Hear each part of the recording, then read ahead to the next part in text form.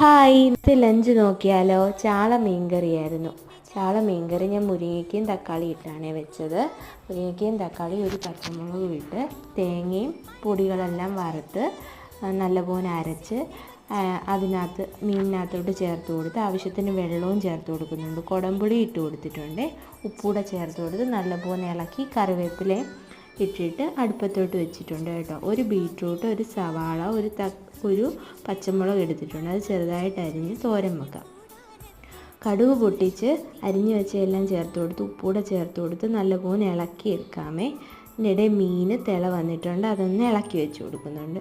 Beetroot തോരനകത്തോട്ട് അരപ്പൊക്കെ ചേർത്ത് കൊടുത്ത് ഇളക്കിയെടുത്ത് തോരൻ റെഡിയായിട്ട് വന്നിട്ടുണ്ടേ. അപ്പോൾ ചോറും പിന്നെ ചാള മീൻകറിയും പിന്നെ ബീറ്റ്റൂട്ട് തോരനും രസവുമായിരുന്നു ഇന്നത്തെ ലഞ്ച്. അപ്പോൾ സബ്സ്ക്രൈബ് ചെയ്യാത്തവരൊന്ന് സബ്സ്ക്രൈബ് ചെയ്തിട്ട് കാണണേ. ബായ്.